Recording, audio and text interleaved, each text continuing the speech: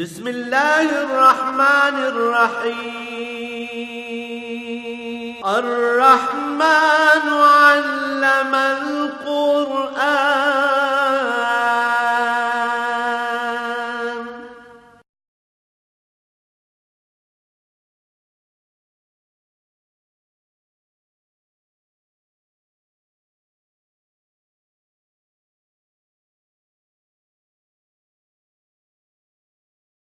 الحمد لله رب العالمين والصلاة والسلام على حبيبه محمد وآله وصحبه أجمعين. أعوذ بالله من الشيطان الرجيم. بسم الله الرحمن الرحيم. يا أيها الذين آمنوا لا تتخذوا اليهود والنصارى أولياء بعضهم أولياء بعض ومن يتولهم منكم فإنه منهم إن الله لا يهدي القوم الظالمين.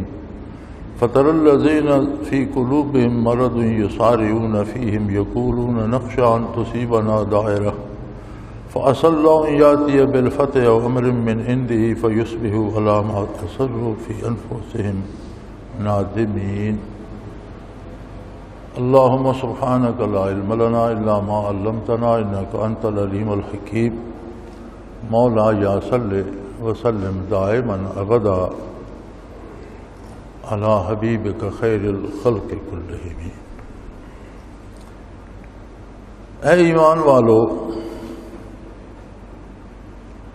یہود اور نصارہ کو دلی دوست نہ بناؤ.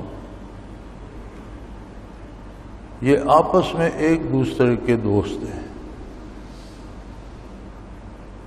اور اگر تم میں سے کوئی ان سے دلی دوستی رکھے گا تو وہ انہی میں شمار ہوگا، اس لیے کہ غلط کام کرنے والوں کو اللہ کریم ہدایت نصیب نہیں فرماتے.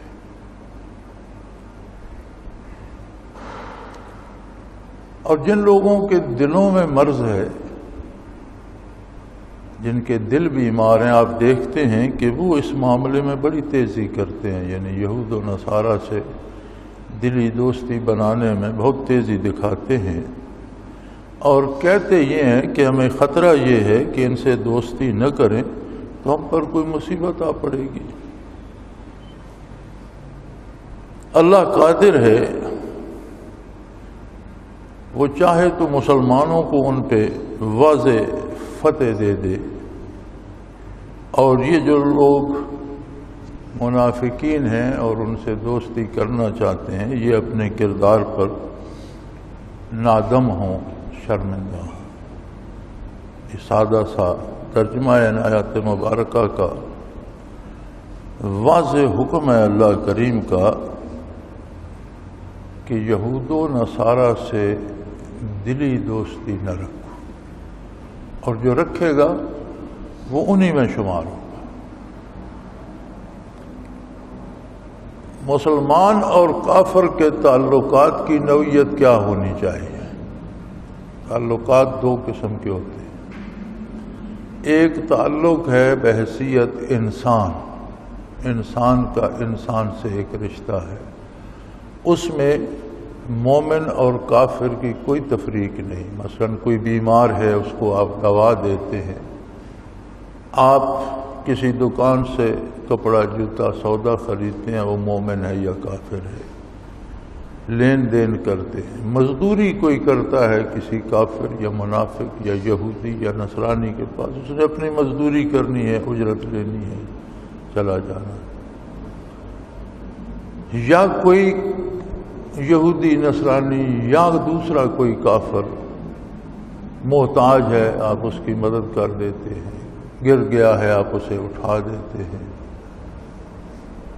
بھوک سے مر رہا ہے آپ اسے کھانا دے دیتے ہیں. یہ انسانی رشتے ہیں، انسانی اقدار. ایک تعلق ہوتا ہے دلی رشتہ، ایک ہوتا ہے جس میں ایک دوسرے کی چیزیں ایک دوسرے پر اثر انداز ہوتی ہیں. بعض لوگوں سے ہمارا ایسا رشتہ ہوتا ہے کہ ہم لباس ان جیسا بنانا پسند کرتے ہیں. بعض لوگوں سے ایسا رشتہ ہوتا ہے کہ ان کی طرح اٹھنا بیٹھنا، بات کا انداز ہم اپنا لیتے ہیں.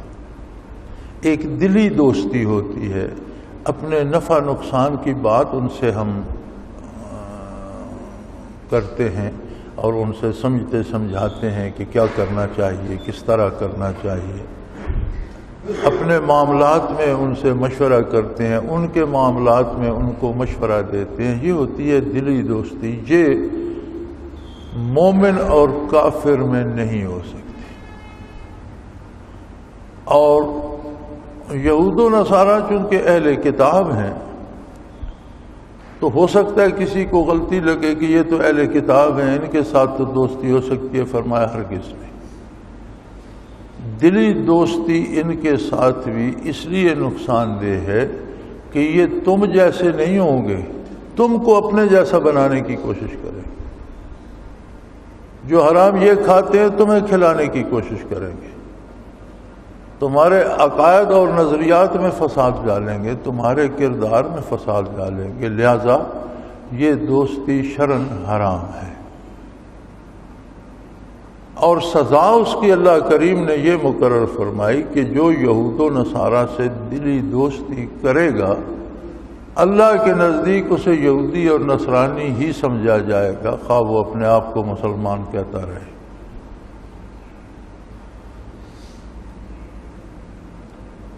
وَمَن يَتَوَلَّهُم مِّنكُمْ فَإِنَّهُ مِنْهُمْ، تم میں سے یعنی مسلمانوں میں سے جو ان سے تولا ولایت سے ہے، ولایت دلی دوستی کو کہتے ہیں، ان سے دلی دوستی اور دلی ہمدردی رکھے گا وہ انہی میں شمار ہوگا۔ علامہ ابن خلدون رحمۃ اللہ تعالی علیہ اپنی مشہور تصنیف مقدمہ میں فرماتے ہیں کہ کسی سے دلی دوستی ہو جائے تو سب سے پہلی بات تو یہ ہوتی ہے کہ اس کی برائیاں، بندے کو برائیاں نہیں لگتی، درگزر کرتے کہتا ہے خیر ہے، ایسا ہوتا رہتا ہے۔ وہی چیزیں جو اس سے دوستی نہ تھی تو اسے بہت بری لگتی تھیں، وہ شروع میں بری نہیں لگی، خیر ہے یار اس کا اپنا کام ہے، ٹھیک ہے، ہوتا رہتا ہے۔ پھر نتیجہ یہ ہوتا ہے کہ آہستہ آہستہ بندہ وہ برائیاں اپنانے لگ جاتا ہے۔ پہلے وہ ہلکی لگتی ہیں، پھر انہی کا اسیر ہو جاتا ہے، پھر لباس ان جیسا بنا لیتا ہے، پھر معاشرت اور تہذیب ان جیسی بنا لیتا ہے، پھر کھانا پینا ان جیسا شروع ہو جاتا ہے، حتیٰ کہ اس بندے کی اپنی حیثیت کوئی نہیں رہتی، انہی میں مدغم ہو جاتا ہے۔ آپ دیکھتے ہیں کہ بر صغیر پر انگریز حکمران رہا، پھر انگریز چلا گیا، بر صغیر آزاد ہو کر دو ملکوں میں تقسیم ہو گیا، دو کے اب تین بن گئے، بنگلہ دیش، بھارت اور پاکستان۔ لیکن اس کے جانے کے بعد بھی ابھی تک اس کا وہ تسلط کہ وہ آقا تھا اور ہم غلام ہیں ابھی تک ہمارے ذہنوں پر موجود ہے، ہمارے کردار میں موجود ہے۔ آپ 1400 سال کی تاریخ پڑھیں، مسلمانوں میں اچھے حکمران بھی ہوئے ہیں اور ایسے بھی ہوئے ہیں جنہیں لوگ اچھا نہیں کہتے، لیکن کبھی کسی دور میں اس طرح کی بے حیائی آپ نے دیکھی ہے جو آج دیکھ رہے ہیں؟ باپ اور بھائی بیٹھ کر تماشا دیکھ رہے ہیں اور بیٹیاں اور بہنیں بے لباس سٹیج پر ناچ رہی ہیں، چند پرزے کپڑے کے ان کے جسم پر ہیں جن کا ہونا نہ ہونا برابر ہے۔ پہلے تو سارا جسم ننگا ہے اور جس جگہ کپڑا ہے وہ بھی اس طرح سے جسم کے ساتھ لگایا ہوا ہے کہ جسم کے نشیب و فراز نظر آ رہے ہیں، اس کپڑے کا ہونا یا نہ ہونا کوئی فرق نہیں پڑتا۔ کیا ایسی بے حمیتی 1400 سال کی اسلامی تاریخ میں مسلمانوں میں نظر آتی ہے؟ یہ کہاں سے لیا ہم نے؟ انگریز کی دوستی سے، امریکہ کی دوستی سے، مغرب کی دوستی سے۔ مسلمان کلمہ بھی پڑھ رہے ہیں، حج بھی کرتے ہیں، روزے بھی رکھتے ہیں، نعرے بھی بڑے لگاتے ہیں، تہوار بھی بڑے مناتے ہیں، لیکن سود کھائے جا رہے ہیں۔ قرآن کریم کہتا ہے کہ جو لوگ سود سے باز نہیں آتے فَاذَنُوا بِحَرْبٍ مِّنَ اللَّهِ وَرَسُولِهِ، اللہ اور اللہ کے رسول کے ساتھ جنگ کے لیے تیار ہو جاؤ۔ ان کے خلاف اللہ کی طرف سے اعلان جنگ ہے۔ اللہ جن قوموں کے خلاف جنگ کا اعلان کر دیتا ہے تو کیا وہ کوئی فرشتوں کی سپاہ میدان میں لے آتا ہے اور پھر اس قوم کے سپاہی اور فوجیں آ جاتی ہیں اور لڑائی ہوتی ہے؟ ایسا نہیں ہوتا۔ اللہ کی جنگ اس کی شان کے مطابق ہوتی ہے، وہ اس طرح سے مار دیتا ہے لوگوں کو کہ وہ دنگ رہ جاتے ہیں ہمارے ساتھ ہو کیا رہا ہے۔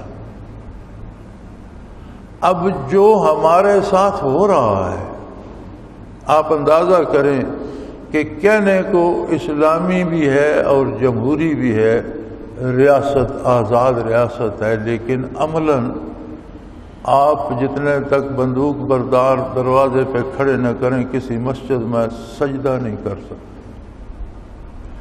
کوئی شخص اپنے گھر میں محفوظ نہیں سمجھتا، کوئی شخص بازار سودا لینے جاتا ہے تو وہ خود کو محفوظ نہیں سمجھتا اور گھر والے دعائیں کرتے رہتے ہیں کہ زندہ سلامت آئے۔ بچے صبح سکول جاتے ہیں تو ان کی واپسی تک گھر والے دعائیں کرتے رہتے ہیں کہ خیریت سے واپس آ جائیں، کہ اغوا کر کے نہ لے جائیں۔ یہ کیا ہے؟ یہ اللہ کے ساتھ جنگ ہو رہی ہے، اللہ کی طرف سے مار پڑ رہی ہے۔ ہم گھروں میں بھی غیر محفوظ ہو گئے، مساجد میں بھی غیر محفوظ ہو گئے، شہروں اور آبادیوں میں بھی غیر محفوظ ہو گئے۔ ہم دیہاتی لوگ ہیں، ہماری مائیں بہنیں بیویاں بیٹیاں جنگلوں میں جاتی تھیں، لکڑیاں کاٹ کے لاتی ہیں، اب بھی جاتی ہیں، گھاس کاٹ کے لاتی ہیں، مویشی چرا کے لے آتی ہیں۔ جنگل میں بچی کو، بہن کو، ماں کو بھیجتے وقت کسی کو ڈر نہیں لگتا۔ شہر میں آبادی میں سودا لینے جانا تو کہتے ہیں میں خود جاؤں گا، اسے مت بھیجو، ڈر لگتا ہے۔ یہ خدا کی جنگ ہے نا، کہ جہاں درندوں کا خطرہ ہے وہاں ڈر نہیں ہے، جہاں انسان ہے وہاں ڈر لگتا ہے۔ یہ انسان درندے ہو گئے ہیں، انسان بھیڑیے ہو گئے، انسانوں میں جانے سے ڈر لگتا ہے۔ خدا کی مار کا یہ انداز ہے کہ ملک میں بڑی گندم ہوئی اور لوگ پیسے لے کر پھرتے ہیں، انہیں آٹا نہیں ملتا۔ یہ اللہ کی مار ہے نا، یعنی جس بندے کے پاس پیسہ ہی نہیں ہے، اسے چیز نہیں ملتی تو وہ سمجھتا ہے میرے پاس پیسہ نہیں ہے، نہیں ملی۔ وہ پیسے لے کے پھرتا ہے، اسے آٹا نہیں ملتا۔ پیسے لے کے پھرتا ہے، اسے بجلی نہیں ملتی۔ وہ پیسے دیتا ہے، اسے کوئی پانی دینے کو تیار نہیں، پانی نہیں ملتا۔ کیا ہے جی، وہ ٹیوب ویل ہی نہیں چلتا، بجلی کی لوڈ شیڈنگ ہو گئی ہے، بجلی بند ہے، پانی کو۔ یعنی لوگ سرمایہ لے کر پھرتے ہیں اور بنیادی زندگی کی چیزیں ضرورت کی نہیں ملتی۔ یہ اللہ کی جنگ کا انداز ہے۔ اس نے حکمران دے دیے، ملک ہے، حکومت ہے۔ اب بڑی نیک نام حکومت ہے ہماری پنجاب کی اور بڑا کام کر رہی ہے۔ کیا کام کر رہی ہے؟ لاہور میں روٹی 2 روپے کی کر دو، رمضان میں 1 روپے کی کر دو۔ اس کا مطلب ہے پنجاب حکومت صرف لاہور کے لیے۔ وہ پنجاب تو کہاں، سندھ کی سرحد سے شروع ہوتا ہے اور اٹک پر جا کر ختم ہوتا ہے۔ جنگلوں میں، صحراؤں میں، دیہات میں، کہاں کہاں لوگ پڑے۔ ایک لاہور میں 10 گھروں کو 2 روپے کی یا 1 روپے کی روٹی مل گئی تو پنجاب خوشحال ہو گیا۔ یعنی حکمرانوں کو فکر ہی نہیں ہے کہ کیا ہو رہا ہے۔ حکومت اللہ نے ایسی دے دی، وہ جی 2 ارب روپیہ لگائیں گے، دانش سکول بنائیں گے۔ جو پہلے آپ نے بے دانش بنا رکھے ہیں ان کو تو چلائیں۔ یعنی جتنے گورنمنٹ کے پہلے سکول ہیں وہ سب بے دانش ہیں، اب نئے دانش بنیں گے، تو جو 2 ارب آپ نے اس دانش پہ لگانا ہے، یہ 2 ارب ان سکولوں کو گرانٹ دیں اور ان میں کوئی دانش پیدا کر دیں۔ گاؤں میں، ہمارے اپنے گاؤں میں government high school for boys ہے، government high school for girls ہے، 2 گورنمنٹ ہائی اسکول ہیں بچوں کا بچیوں کا، لیکن مجھے تعداد یاد نہیں، 10-12 پرائیویٹ سکول ہیں۔ تو جب 2 گورنمنٹ ہائی اسکول ہیں، پرائیویٹ سکول کا کیا مطلب ہے؟ پرائیویٹ سکول کا مطلب یہ ہے کہ گورنمنٹ سکول میں کوئی پڑھائی نہیں ہوتی، جو بچے پڑھانا چاہتے ہیں وہ پرائیویٹ سکول میں دیتے۔ فائدہ کیا بھائی؟ آپ دانش بنا دیں گے، یہ جو بغیر دانش کے ہیں ان کو کیوں نہیں چلاتے؟ یہ 200 ارب روپیہ 2 ارب روپیہ انہیں گرانٹ کیوں نہیں دیتے؟ ان کی بلڈنگ ٹھیک کریں، ان میں اچھے استاد لگائیں، انہیں تنخواہیں اچھی دیں، ان کا معائنہ کریں، پتہ کریں بچے کتنے ہیں، کس طرح پڑھا رہے ہیں، کیا سلیبس ہے، کیا وہ کوئی۔ تو اس طرح کے حکمران بھیج دینا یہ بھی اس کی لڑائی کا ایک انداز ہے۔ حکمران تو محافظ ہوتا ہے نا پوری رعیت کا۔ ہمارے پنجابی میں کہتے ہیں مائی باپ ہوتا ہے، یعنی جس طرح ماں باپ اولاد کو پالتے ہیں، اس طرح حکمران پورے اپنے ملک کے شہریوں کو پالتا ہے۔ اور یہ چند اچھے مائی باپ ہیں کہ یہ جس کے پاس نوالا ہے اس سے بھی چھین رہے ہیں، جس کے پاس نہیں ہے اس کو دینے کی بات نہیں، جس کے پاس ہے اس سے چھیننے کی فکر کر رہے ہیں۔ یہ کیا ہے؟ یہی اللہ کا اعلان جنگ ہوتا ہے۔ قرآن کریم کہتا ہے معیشتاً دن کا، ہم ایسے لوگوں کی روزی تنگ کر دیتے ہیں۔ اب روزی کا تنگ ہو جانا، جس طرح آپ قحط سالی بنی ہے، اللہ معاف کرے، ہمیں بھی 1.5 مہینہ ہو گیا دعائیں کرتے ہیں لیکن بارش کا قطرہ نہیں ٹپکتا۔ اور کیسی عجیب بات ہے، جہاں بارش ہوتی ہے مکان بہہ جاتے ہیں، بندے غرق ہو جاتے ہیں، شہر تباہ ہو جاتے ہیں، اور جہاں نہیں ہوتی وہاں ایک قطرہ بھی نہیں ہوتا۔ جہاں ہوتی ہے وہاں بھی عذاب ہے، جہاں نہیں ہوتی وہاں بھی عذاب۔ یہی اللہ کا طریق جنگ ہے۔ اللہ اسی طرح سے جنگ لڑتا ہے۔ وہ تو خالق کائنات ہے، مالک ہے ہر چیز کا، اس کے جنگ کرنے کا اپنا انداز ہے۔ اب ہم سمجھیں یا نہ سمجھیں، اور ہم ہیں کہ دعا کی ایک رسم ہم نے بنا لی ہے، دعائیں کرتے ہیں، سود کھانے سے باز نہیں آتے۔ چند لوگ دعا کے لیے آ جاتے ہیں، باقی لوگ چوری کرنے ڈاکہ کرنے کے لیے نکل جاتے ہیں۔ کوئی سڑک محفوظ نہیں، کوئی گھر محفوظ نہیں، کوئی بازار محفوظ نہیں، کوئی ایسی جگہ نہیں جہاں جنگ کا خطرہ نہ ہو۔ یہ کس چیز کی مار پڑ رہی ہے ہمیں؟ یہود اور نصارہ کی تابع داری کرنے۔ آپ حکمرانوں کا انداز دیکھیے، جب عوام سے خطاب کرتے ہیں تو یہود و نصارہ کی زبان میں کرتے ہیں۔ آپ اپنے ملک کا لٹریسی ریٹ دیکھیے کہ کتنے بندے پڑھے لکھے ہیں اس ملک میں جو انگریزی سمجھتے ہیں، تو جب عوام سے خطاب ہوتا ہے وہ انگریزی میں ہوتا ہے۔ ایسے لگتا ہے جیسے پوری پبلک کو انہوں نے ماسٹرز کرا دیا ہے، اب یہ نہیں ضرورت ہے انگریزی میں ہی بات سمجھ سکتے ہیں، پنجابی میں سمجھیں گے نہیں، اردو میں سمجھیں گے۔ دوسرے ممالک کو دیکھیے آپ، میں جاپان میں تھا، دفتری لوگوں سے ملاقات ہوتی تھی جو دفاتر میں کام کرتے ہیں، دفاتر میں انگریزی بھی آتی ہے انہیں جو کام کرتے ہیں، بین الاقوامی تجارت ہوتی ہے، بین الاقوامی بات ہوتی ہے۔ کسی جاپانی سے ہم جب سوال کرتے تھے وہ جواب جاپانی میں دیتا تھا، سوال انگریزی میں سمجھ لیتا تھا، جواب انگریزی میں نہیں دیتا، جاپانی ہمیں نہیں آتی تھی۔ وہ اشارے سے بات سمجھا دیتا تھا، انگریزی بولنا پسند نہیں کرتا۔ کیوں؟ انگریزوں سے لڑے ہیں، انگریزوں کے خلاف ہیں۔ میں نے جرمنی میں دیکھا، کسی سے راستہ پوچھ لو، کسی سے کوئی بات پوچھ لو انگریزی میں، وہ سن لیتا ہے، سمجھ لیتے ہیں، جواب جرمن میں دیتے ہیں۔ اب ہمیں جرمن زبان نہیں آتی، وہ اشارے سے سمجھا دے گا، انگریزی بولنا پسند نہیں کرتا۔ خود امریکہ والوں نے بھی انگریزوں سے جنگ کی، امریکہ اور کینیڈا پر بھی انگریزوں کا تسلط تھا، جنگ ہوئی، انگریزوں سے انہوں نے آزادی حاصل کی.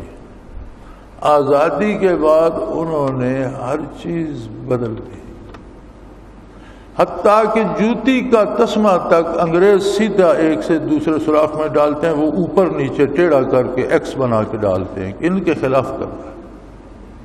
بجلی کا یہ بٹن ہوتا ہے، انگریز نیچے آن کرتے ہیں، امریکہ میں اوپر آن ہوتا ہے، کہ ان کا طریقہ بدل دو. انہوں نے انگریزی زبان بدل دی. انگریزی کے بیشتر ہجے جو ہیں الفاظ کے انہوں نے بدل دیے، وہ ان کی اپنی انگریزی. وہ پتلون پہنتے ہیں، انگریز چست اور تنگ پتلون پہنتے تھے، انہوں نے سلوار کی طرح کھلی کر دی.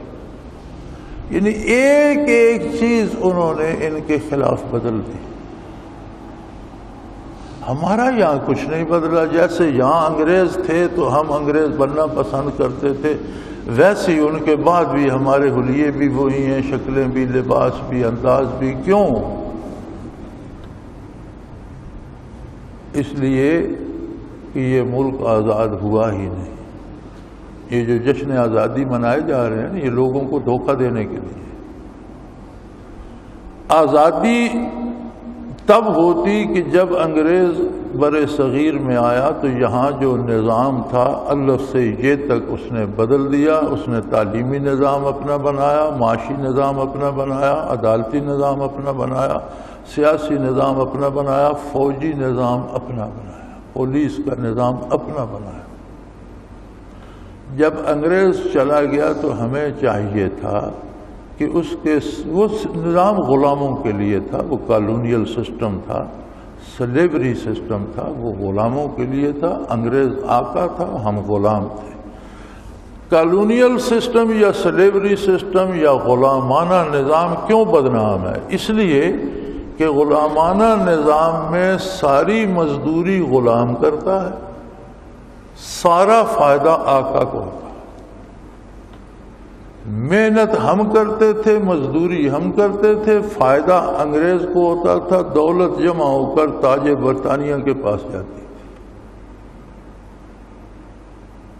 جب انگریز چلا گیا تو چاہیے تھا کہ ہم اپنا نظام بناتے، تعلیمی نظام اپنا ہوتا، ہم اصلاحات کرتے، معاشی نظام اپنا ہوتا، اور ہم سب بھائی بھائی تھے، ہر ایک کی اپنی ذمہ داری. اگر کوئی صدر ہے تو کوئی حرج نہیں، ہمارے جیسا ہی ہے، وہ اپنی صدارتی فرائض انجام دیتا، ہم اپنی مزدوری کرتا، کاشتکار کاشتکاری کرتا، تاجر تجارت کرتا، اور ہر ایک کو اس کا حق ملتا. لیکن ایسا نہیں ہوا.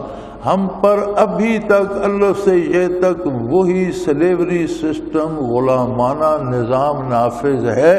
آقا بدل گئے، انگریز چلا گیا، اور مقامی لوگ جو انگریز کے قریب تھے، جو اس کی خدمت کرتے تھے، وہ ہم پر اقتدار میں آ گئے. ہم اب بھی ویسے ہی غلام ہیں. ہماری محنت پر لوگ president house, prime minister house, chief minister house میں بیٹھ کر گلچھرے اڑا رہے ہیں. مجھے سمجھ نہیں آتی کہ ہم کس بات کا جشن آزادی منائیں.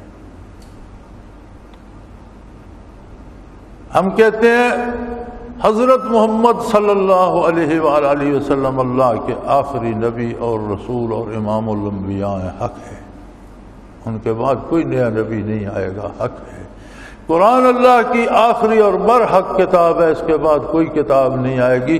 تو یہ آخری اور برحق کتاب کہہ رہی ہے، اے وہ لوگوں جو اپنے آپ کو مسلمان کہتے ہو، اے وہ لوگوں جو ایماندار کہلاتے ہو، لا تتخذ یہود والنصارى اولیاء، یہودیوں اور نصرانیوں کو اپنا دوست مت بناؤ. کون سے قرآن کو ہم مانتے ہیں؟ کون سی آخری کتاب ہم مانتے ہیں؟ کس نبی کو ہم نبی مانتے ہیں؟ فرمایا بعضهم اولیاء بعض، یہ ایک دوسرے کے دوست ہیں. چوروں کی دوستی چوروں سے ہوتی ہے. آپ شہر میں ایک چور پکڑوائیں، سارے شہر کے چور سرگرم عمل ہو جائیں گے. کوئی سفارش کرے گا، کوئی روب ڈالے گا، کوئی رشوت دینے کی کوشش. کسی شریف آدمی کی بےزتی کر دو، کوئی پوچھنے والا ہے. فرمایا یہ چور ہیں، چوروں کی دوستی چوروں سے ہوتی ہے، تمہارے ساتھ نہیں ہو سکتی. اور تم میں سے جس نے ان سے دوستی کی اس کے ساتھ وہی سلوک کیا جائے گا جو ان کے ساتھ، وہ انہی میں سے شمار ہوگا۔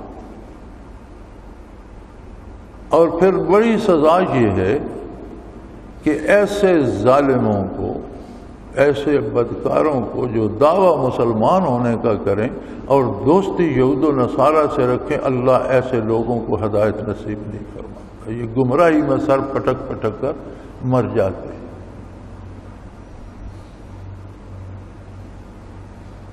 پھر اگلی وجہ بھی ارشاد فرما دی، وہ خالق کائنات ہے، ہر چیز کو ہر لمحے جانتا ہے۔ یہ 1400 سال پہلے باتیں جو کر رہے وہ آج بھی تازہ ہیں اور آج کی صورتحال کو بھی اسی طرح زیر بحث لا رہی ہے۔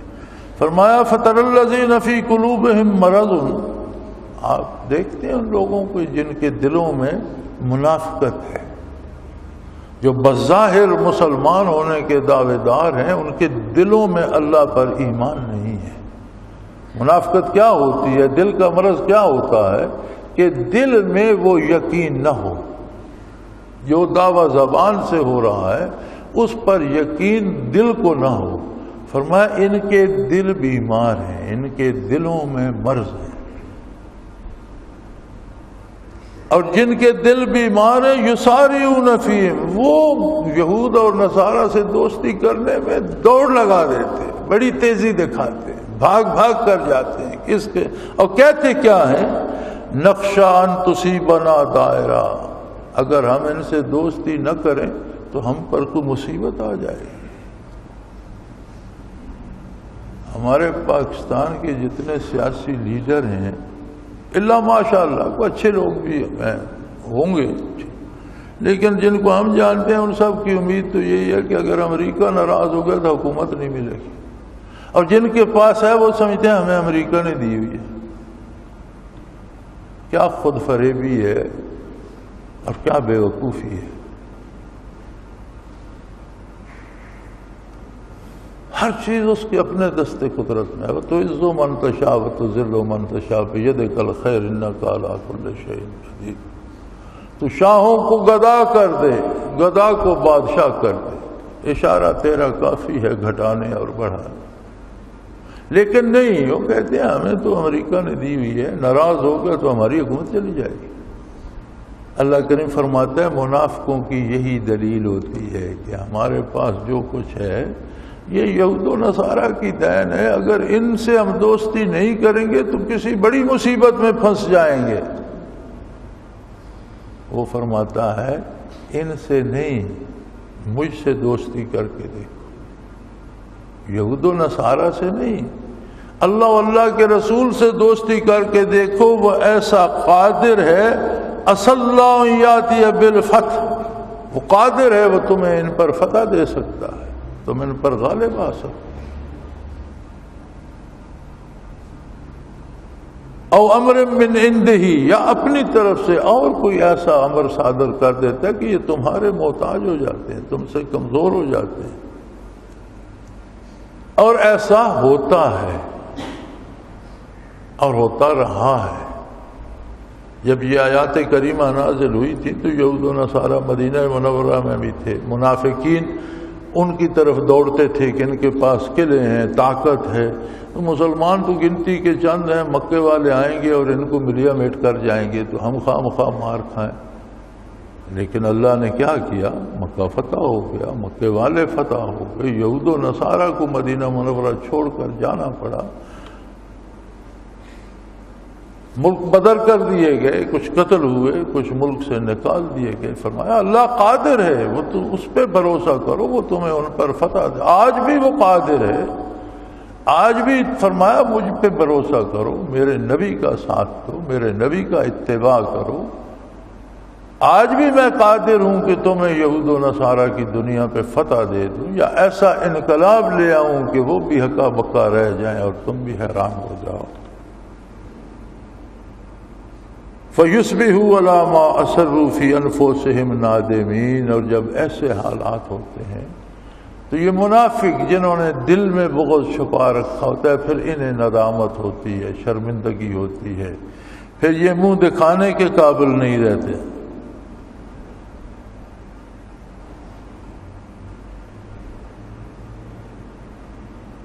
تو اللہ قادر ہے، اس کے دستے قدرت میں ہے، وہ جسے چاہے غالب کر دیتا ہے۔ اور ایمان اور اسلام نام ہی غلبے کا ہے، یہ کفر سے مغلوب نہیں ہوتا، یہ صرف اللہ کی اطاعت کرتا ہے، اللہ کے نبی کی اطاعت کرتا ہے۔ مومن کا سر اللہ کی بارگاہ میں جھکتا ہے، وہ کسی کافر کے سامنے نہیں جھکتا۔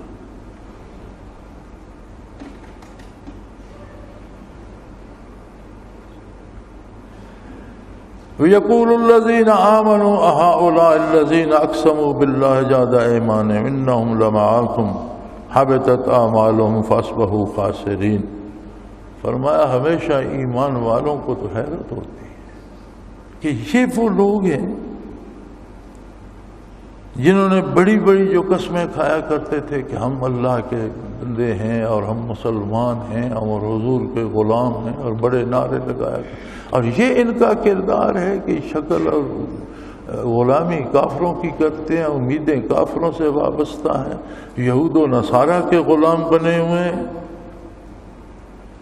اور یہ بڑی بڑی قسمیں کھایا کرتے تھے کہ ہم ایمان والوں کے ساتھ ہیں۔ فرمایا ان منافقین کی سزا یہ ہے حبطت اعمالهم فاصبحوا خاسرین، اگر زندگی میں ان سے کوئی بھلا کام بھی ہوتا ہے تو وہ نیکی بھی ان کی قبول نہیں ہوتی، ان کے اعمال ضائع ہو جاتے ہیں، اور قبر میں جب جائیں گے، فرد حشر میں اٹھیں گے، تب انہیں اندازہ ہوگا کہ انہوں نے کتنا گھاٹے کا سودا کیا، کتنے خسارے میں رہے یہ لوگ۔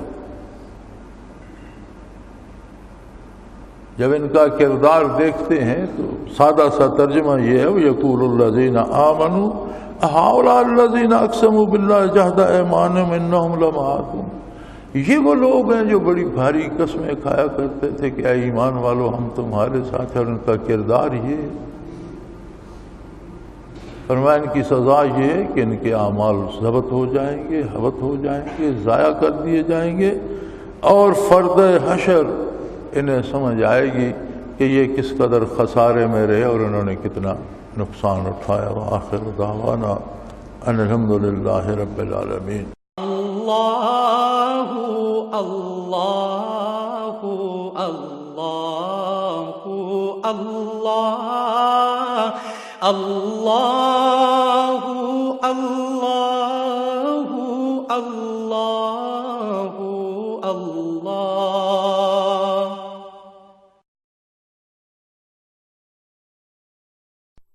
حضرت امیر محمد اکرم آوان مد ظلہ العالی دارالعرفان منارہ ضلع چکوال میں سالہ سال سے قرآن و حدیث کے اوپر خطابات کر رہے ہیں، اور سلسلہ نقشبندیہ اویسیہ کے مطابق لوگوں کو ذکر الہی کی تربیت دے رہے ہیں۔ وہ قرآن پاک کی تفسیر ترتیب وار بیان کر رہے ہیں۔ تفسیر قرآن کو وہ موجودہ ملکی اور بین الاقوامی حالات کے مطابق بیان کرتے ہیں۔ موٹر وے سے کلر کہار کے انٹرچینج سے نکلتے ہوئے، کلر کہار کی جھیل سے ہوتے ہوئے میانی، بوچھال اور نور پور سے گزرتے ہوئے دارالعرفان منارہ پہنچ سکتے ہیں۔ حضرت امیر محمد اکرم آوان نے بچیوں اور بچوں کی دینی اور دنیاوی تعلیم کے لیے سقارہ اکیڈمی کے نام سے ایک درسگاہ بھی قائم کی ہے، جس کا افتتاح ملک پاکستان کے صدر جنرل محمد ضیاء الحق نے اپنے دست مبارک سے کیا تھا۔ وہ تمام احباب جو اسلام کی طلب رکھتے ہیں ان سے گزارش ہے کہ دارالعرفان منارہ ضلع چکوال میں امیر محمد اکرم آوان صاحب کے خطابات سے مستفید ہوں۔ وہ ہر جمعے کو نماز سے پہلے بیان فرماتے ہیں۔ ہر ماہ کی پہلی اتوار کو ماہانہ اجتماع ہوتا ہے جس میں آپ خصوصی خطاب فرماتے ہیں، اور پاکستان کے چاروں صوبوں سے احباب اس اجتماع میں شرکت کرتے ہیں۔ اس کے علاوہ یہاں سال میں 2 مرکزی اجتماعات بھی ہوتے ہیں، ایک رمضان المبارک میں اعتکاف کا اجتماع اور دوسرا جولائی اور اگست میں 40 دن کا اجتماع ہوتا ہے جس میں روحانی تربیت کی جاتی ہے۔ اپنا خون سیماب دے کر اتنا ہم کر جائیں گے، نام آقا کا چمن میں پھر رقم کر جائیں گے۔